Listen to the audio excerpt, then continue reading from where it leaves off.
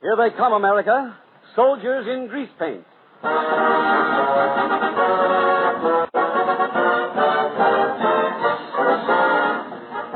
Ladies and gentlemen, this is truly a program of Thanksgiving. It is a salute to the patriotic fervor of men and women from every branch of the theatrical profession who have done such a magnificent work entertaining the members of our armed forces both here and overseas. It is an humble acknowledgement of the ceaseless and untiring efforts of another group of self-effacing people, the workers who comprise USO camp shows, the organization that makes the wheels of a huge and complex machine run smoothly. In the next 45 minutes, you will hear from almost every corner of the globe. Washington, Guadalcanal, San Francisco, Panama. Here in our Hollywood studio is another battalion of soldiers in Greasepaint. There's Jack Benny, Judith Anderson, Francis Langford, Kay Francis, John Garfield. But to read the entire roster of names would deprive you of precious minutes of enjoyment.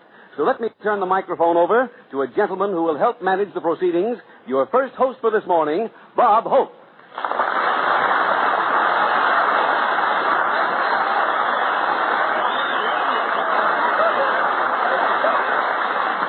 How do you do, ladies and gentlemen? This is Bob saluting the USO Hope, a great movement that's lifting the morale of our boys, whether they're in Alaska, Australia, or Albuquerque, so they'll never feel like the part I get of the turkey. Well, that's my opening smash. Well, I'm very proud to be on this show. I've just returned from a tour of the Army camps in Europe to boost the morale of the soldiers in the United States. And I want to say the USO sends actors to all the battlefronts. In fact, it's sort of a low circuit with foxholes.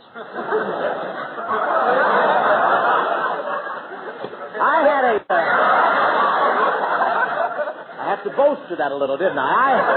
I had a great time with the fellas over there. In fact, I still have a bad case of crap game knee. And I'll never forget the plane trip across the Atlantic. What thrills. You can take my pilot's word for it. He told me all about it when I came to in England. I really wasn't scared. I read a good novel all the way across. On the way back, I read the second page.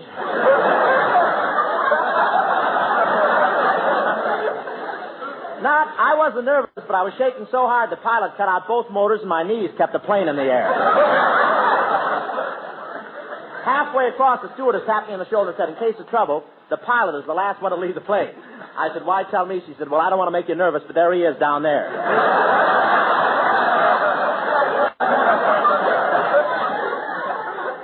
And what a time we had in London. The fog there isn't exactly thick. But I saw an air raid there one night, and the anti-aircraft shot down 3 submarines. Most of the time, you can't be sure whether it's fog or Churchill cigar. But we had a great trip. But it's wonderful to come back to this country again, because you know that no matter how long you've been away, you'll see the same upraised arm. Head, who's there? Is that my Crosley? What was that? But it's great to get back, because no matter how long you've been away, you'll see the same upraised arm and the Statue of Liberty and the same face looking out of the White House window. And now, ladies and gentlemen, it's my pleasure to present a great guy, an up-and-coming young fellow who made a great name for himself on the dugout circuit, one of radio's foremost, Jack Benny.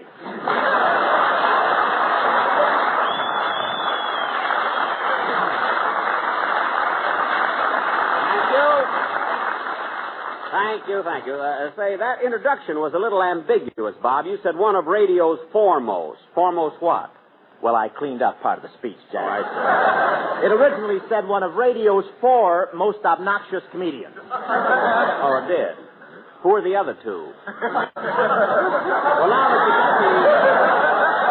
now that you got the program started, Bob, might be wise to do a little entertaining. Yeah.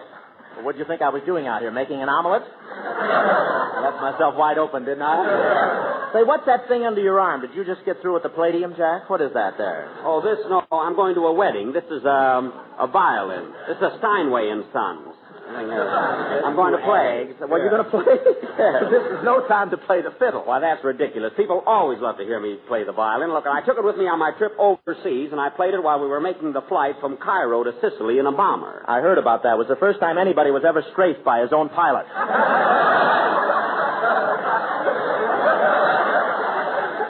Look, Bob, he wasn't aiming at me. My G-string was out of tune, and he thought we were being attacked by a Messerschmitt.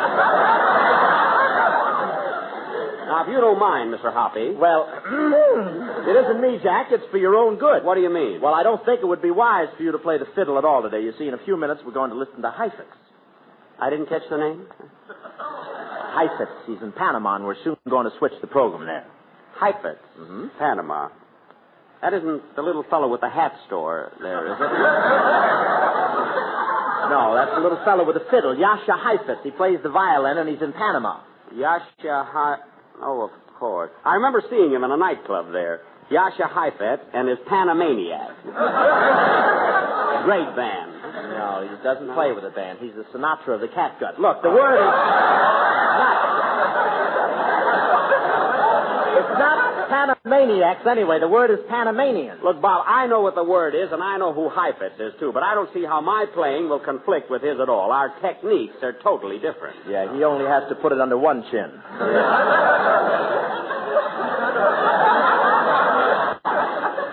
I use my second chin for a mute.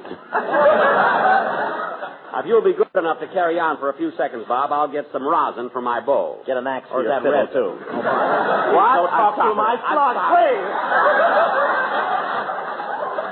Get your big galot. Where's that?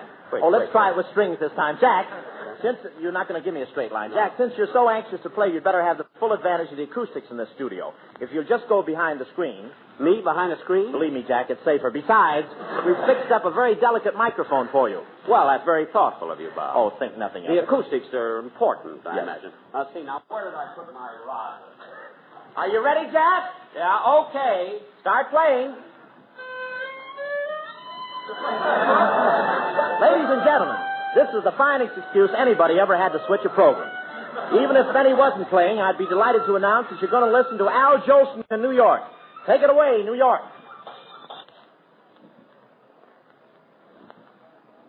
Who has entertained our boys on more fighting fronts than any other soldier in Greasepaint. He's making his first appearance since recovering from a very serious illness. Al, what were the favorite songs that the boys asked you to sing abroad? Well, in Sicily and in Italy and in Africa, England, Ireland, Alaska, Mammy and Sonny Boy were probably the favorite songs. Of course. I sung them so much, honestly. If the boys didn't get sick of them, I did. So, since I've been back, I've seen one show and I heard a great song. I think it's the greatest song I've heard in years. Of course, everybody knows the song. Maybe the boys haven't heard it over there. Will you sing it now? Well, I sing it. I don't want to tell you the name of it because the minute I do it, everybody will know what it is and probably tune out. So if you don't mind, Brother Miller, will you play? Take it.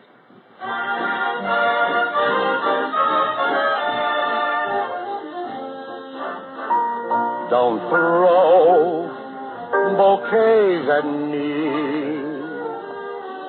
Don't please my folks too much. Don't laugh at my jokes too much. People will say we're in love. Don't sigh and gaze at me. Your sighs are so like mine. Your eyes mustn't glow like mine. People will say we're in love. Don't start collecting things. Give me my rose and my glove. Sweetheart, they're suspecting things.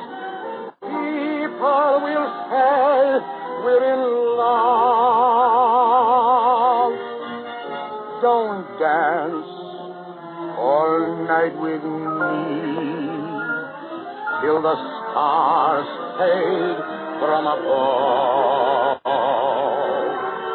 They'll see it's all right with me. People will say we're in love. Thanks very much, Al. And now, ladies and gentlemen, another very fine soldier in Greasepaint speaking to us from way across the sea. Your old friend, Frederick March. Take it away, Caro.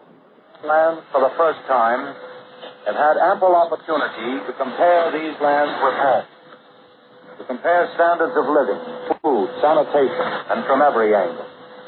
And they are utterly convinced, perhaps at long last, that they are fighting for the finest country in the world. Another thing the boys are thankful for is that they occasionally get a fairly new moving picture. But it is much too seldom. Once or twice they have had a first showing, that is the world premiere of the film. This was in the Central Africa area. And they were thrilled and grateful. They can't understand why they should be shown so often movies which many of them saw at home 2 or 3 years ago. And I can't understand why every movie that now comes out of Hollywood should not be shown first of all and immediately to the armed forces overseas. Or at least let the boys here see them at the same time they are shown at home. I assure you it would build morale tremendously. But even more important than movies as a morale factor is mail. We have so little conception at home of how extremely important it is to the boys. They want more and more mail and news from home. Several commanding officers have told me that if it ever happens that their men were without mail from home for 3 consecutive months, they could not possibly be responsible for anything their men might do. Mail is usually rated as second in importance to food as regards morale. But many boys that I have talked to claim it is even more important than food. Always remember that morale overseas is spelled M-A-I-L. A Thanksgiving letter from you today and every day will make some soldier thankful and grateful, I assure you. In closing, may I say in all sincerity, I believe there is nothing the citizenry of America could be called upon to do in the way of sacrifices that would make up for what these boys are doing for you. Thank you, Frederick Marsh. Take it away, New York.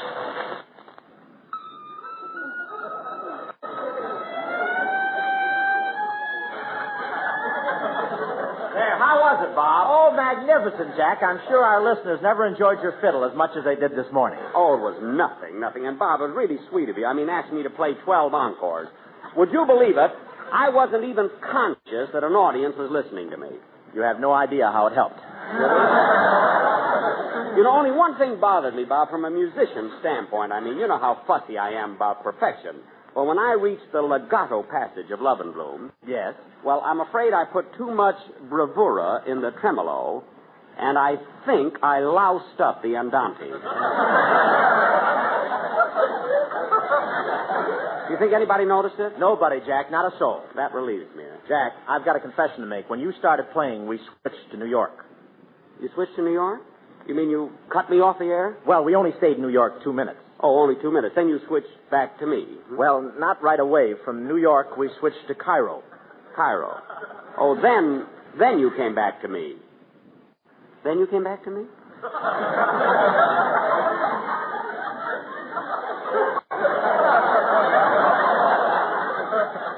Then you didn't come back to me? That's about all you can do with that line, anyway. I was going on Jack. to my Sunday broadcast with that. No, Jack, we didn't come back. Well, Bob, what part of my violin solo came over the air? The part where you loused up the andante. Well, of all the dirty tricks, what was so important that you had to cut me off to switch to Cairo and New York? Well, there was artist, Frederick Marsh. I know he's good, but is he so good that I should be sacrificed? I'd understand it. You know, I don't know if you cut me off the air to hear somebody like Al Jolson, the world's greatest entertainer. But... Jack, when we switched to New York, we picked up Al Jolson. Him I can't stand at all. With your legs, you're lucky you can stand. Listen to Charles Atlas. Look, Hope, I'm going to play right now, and everybody's going to hear me. You understand? Well, if you must, Jack, go behind the screen again. All right. I never heard of such out. Are you ready, Jack? Yeah, just a second.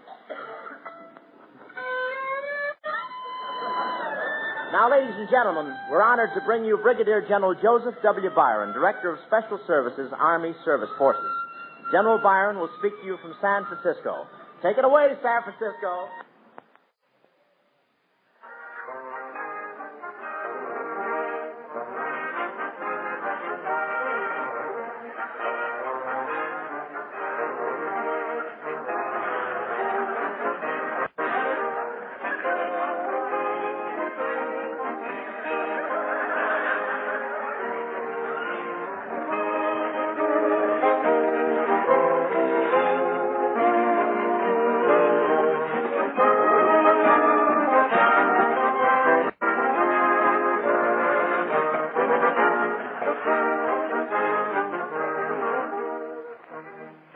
San Francisco.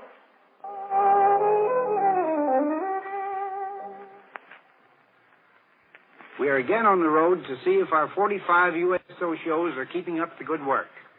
My boss, Joe Dokes, and I say to you, good troopers, well done. We thank you. And to you, Joe Dokes, wherever you are, we troopers, we old soldiers, we grandfathers, we of the nation, want you to know on this day of thanks, we are grateful to you and for you. And we pledge, on our honor, to do our best, to do our duty to God and our country, and to help you at all times. Take it away, Hollywood.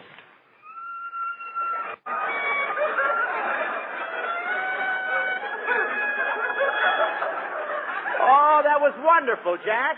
Well, it felt better. I didn't make any mistakes at all that time. Not one.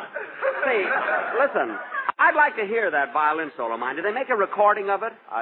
Yes, they did, but something went wrong with the recording outfit here, and they had to cut the record in Panama. In Panama? Yes. Sure, it'll sound good, though. Would you like me to switch into Panama and have them play it back for you? Well, if it isn't too much trouble. Oh, not at all. Ladies and gentlemen, Oh, Jack, if you go behind the screen again, you'll find the reception much clearer. Oh, thanks. Yeah, I bet it'll sound pretty good coming all the way from Yes. Panama. Ladies and gentlemen, we take you now to Panama, where Yasha Heifetz is waiting to delight you with the magic music of his violin. Take it away, Panama.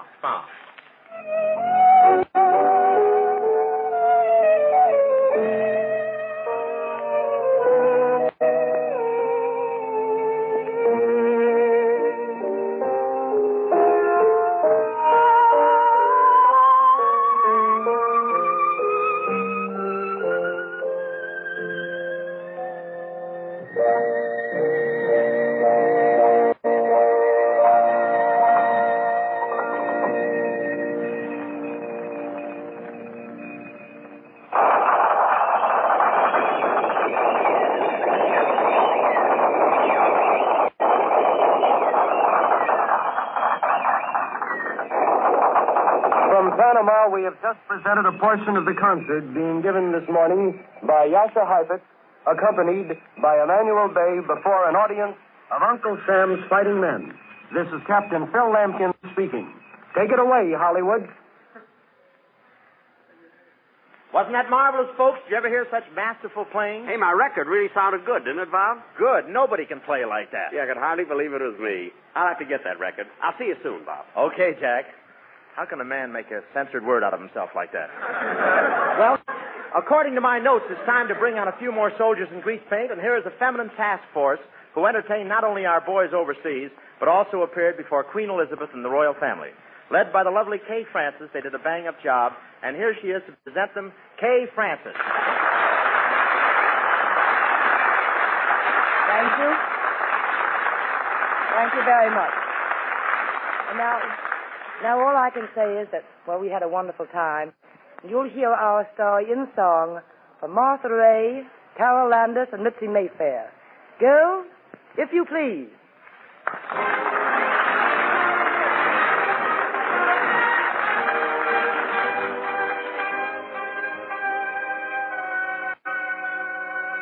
We shall not forget the buddies that we met Sunday, Monday, and always. We wore GI boots and long-drawered union suits Sunday, Monday, and always. We miss that sandy bed so snug to sleep at night. We miss those itsy-bitsy fleas and flies that bite and bite. Our hair done in the mood, a helmet for a snood. Sunday, Monday, and always. We were gaining weight. Beans were all we ate. Sunday, Monday, and always. Out of bed we'd roll, then bathe in a bowl. Sunday, Monday, and always. We knew the boys would meet and greet us like a pal. We brought the very things they needed for morale, a gal.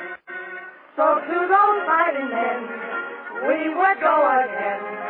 Sunday, Monday, and always.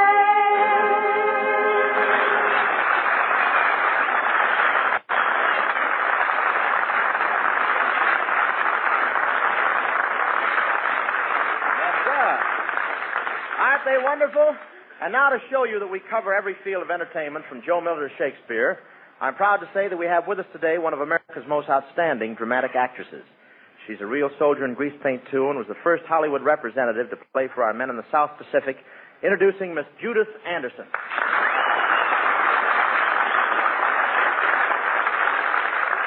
Most of you men who are listening to this Thanksgiving Day broadcast are far away from home.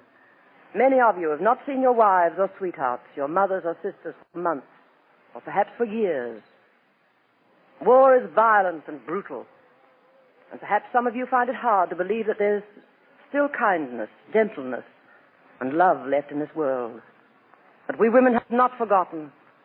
We women, and I mean your wives, sisters, mothers, and sweethearts, are waiting, and we will always wait until you return.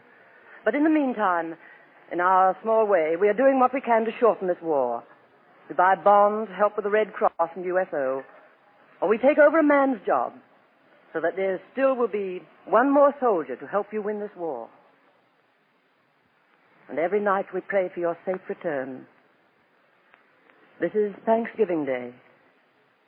I hope that next Thanksgiving Day we will be together again in our own homes. And when peace comes to us, and we relight our torch of freedom, dear God, with your help and guidance, we will never again let it go out. God bless you all.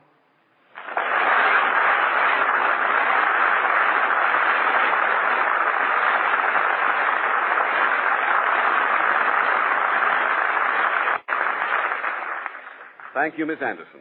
At this point, ladies and gentlemen, we switch once again to overseas. This time, the place is Guadalcanal, and the trooper is Jackie Heller. Take it away, Guadalcanal. This is your NBC News reporter, George Palacosta, speaking from New Caledonia. Join us for the next couple of minutes while we tell you about the grandest bunch of fellows in the world, your sons, sweethearts, husbands, and brothers. We're happy to present a star of stage, screen, and radio, known to you as 61 inches of song, Little Jack Heller. Thanks, George, and hi, Mr. and Mrs. America. Where do you hail from, Jackie? Pittsburgh, Pennsylvania. Well, you're a long way from a beaten path. What are you doing in this part of the world? Well, George, I'm proud to say that I'm here with the USO Overseas Camp Show, and with two other entertainers, Lou Parker and George Finkelberg. We're having a swell time doing shows for these boys who need and deserve them so much. And how long have you fellows been out? Well, about 7 months. You expect to be around much longer? George, as long as there are troops to entertain, the sky's the limit. And to date, Jackie, where have you been? Well, the Hawaiian Islands, New Caledonia, Espiritu Santos, and Guadalcanal. And how do you like doing one night in the South Pacific? Well, I think it's wonderful. A bit rough at times, but after we do our shows and see the boys laugh, yell, and just about tear down the house, as the saying goes, we realize that our work is not in vain. For the hour and 20 minutes we're singing and playing, we know we are giving them a little pleasure and enjoyment and bringing home a little closer to them. In fact, I often think that the men are the actors because whether it was a torrential rain, storm, or a very hot day, the show just had to go on. I know that you've had many experiences while touring here in the South Pacific, Jackie. I really have, George, but the biggest thrill I've had so far was when I was asked to join the men in their Yom Kippur services in Espiritu Santos. Singing hymns for the first time since leaving my father's prayer many years ago brought back many memories. Believe me, it was a great thrill singing here and with the men. One last question. How do you find the morale of our fighting men out here? Morale, did you say? Out here in the South Pacific, morale isn't mentioned. It's here, there, and everywhere. It's the way the men talk, eat, sleep, and play. In fact, it's everything they do. Ladies and gentlemen, believe me when I tell you that the shows presented by the USO camp shows have aided immensely in maintaining the spirit. And your loved ones, they're the greatest and most appreciative audience in the world. And now on behalf of George Finkelberg, Lou Parker, and Manager Lieutenant Benson, George Foster, and yours truly, here's wishing you the happiest Thanksgiving Day ever.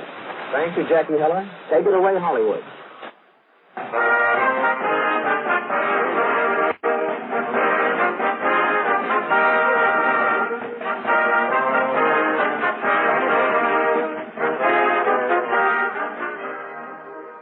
We pause briefly for station identification. Ladies and gentlemen, we continue with Soldiers in Greasepaint from Hollywood.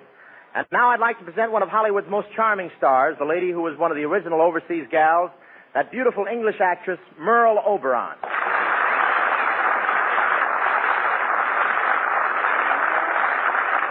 Thank you, Bob. Thank you, Merle. You're a regular paper doll, aren't you, huh? Mind if I put my arm around you?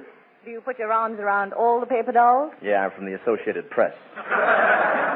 Merle, I understand you recently finished a tour of the Army camps in England. Yes, Bob. I toured the camps with Al Jolson. You know him, don't you? Oh, yes, I know Al Jolson very well. We were in vaudeville together. Really? Yeah, before he sang, I used to run out and spread a doily under his knee. Bob, you recently got back yourself from England, didn't you? Yes, Merle, and I must say I created a sensation when I appeared at Buckingham Palace. Oh, yes, I heard you did. Bob, you know you're supposed to wear silk knee breeches when you appear before the king. You're supposed to wear silk knee breeches? That's right. You're not supposed to walk in with just your long underwear pulled up tight.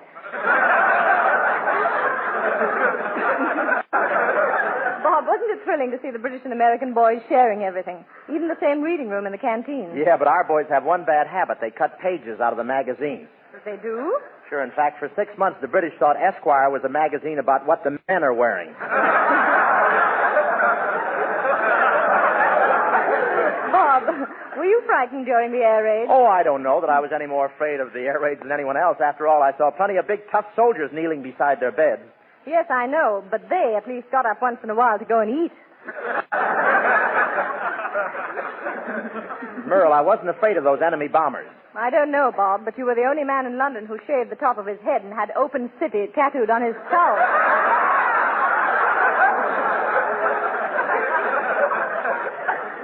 Well, I wasn't sure they'd see the white flag hanging on my nose.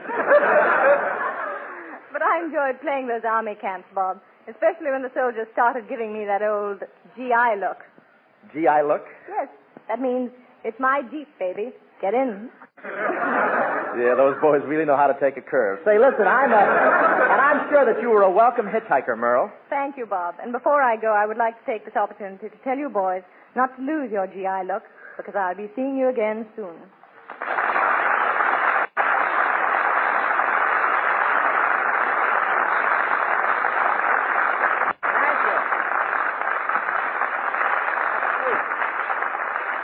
Thank you, Merle Oberon. And now another USO star who toured Alaska and the Aleutians, our old friend, Senor Professor Jerry Colonna.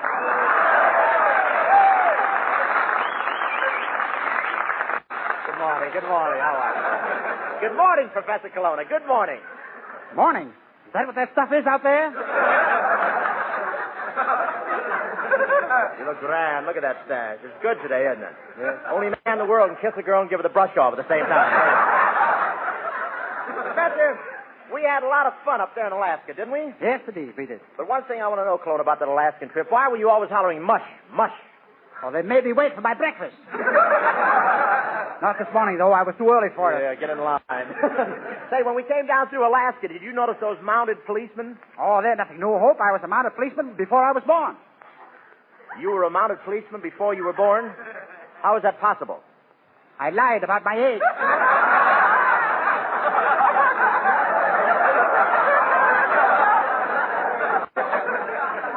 You know, Professor, you've got the lowest IQ I ever saw. I can't help it. My suspenders are loose.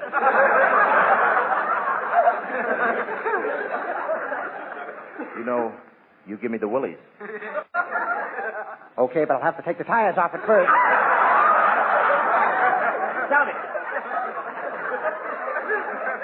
Tell me, Professor. Yeah? Did you like Alaska? Ah, yes, wonderful place, Alaska. You know, Hope, I followed the Alaskan customs easily. I got so that I even tried whale meat. Yes, I know. I saw you one night struggling with that big hunk of blubber. Sir, you are speaking of the woman I love. So you had a lot of fun up there, huh? Ah, yes. The first day I was in Alaska, I met a lovely girl, and I sure enjoyed kissing her. Even if she had a funny snout and dark, glistening skin and two long teeth sticking out of her mouth. Colonna, you fool. That was a walrus you kissed. A walrus? Egad, so that explains why your mustache was longer than mine.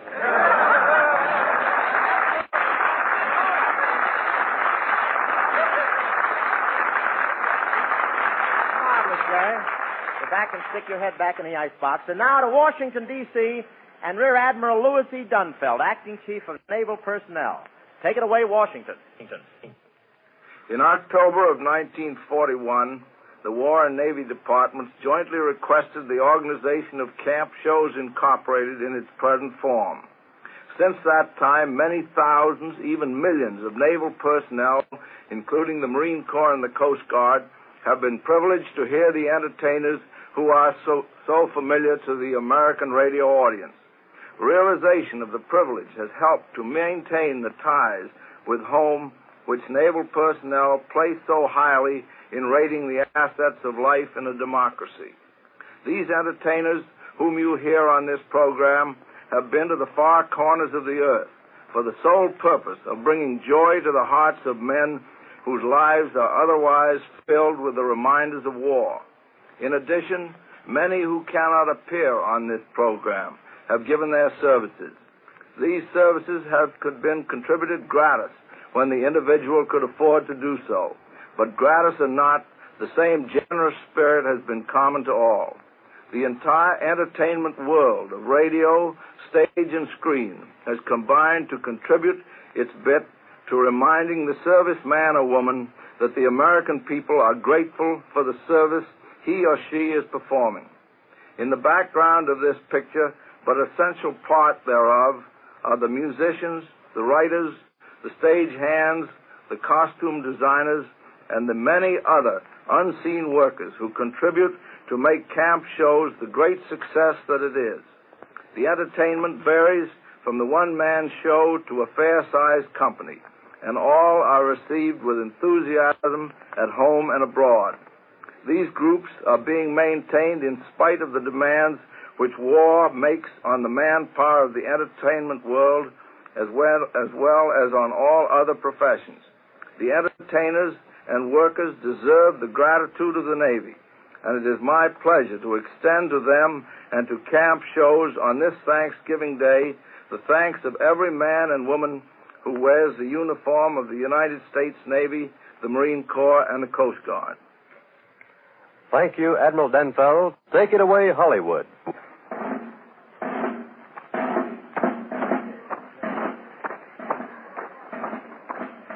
To the stirring rhythm of the military drums marches yet another squad of soldiers in Greasepaint. As they approach, we can make out the rollicking features of Andy Devine, the elfin smile of Jimmy Burke, and the lovely, lively figures of Jinx Falkenberg and Fay McKenzie. Here, indeed, is a detail of veteran entertainers who have brought joy and spiritual comfort into the hearts of our boys everywhere. Listen. Detail! Ho! Miss Falkenberg, Miss McKenzie, Jim Burke, I hold in my hand a citation from headquarters. A citation for each of you for your work in the Army camps of America and your appearances in the war zones overseas. Miss McKenzie. Thank you, Andy. Although I'm sure I don't know what we've done to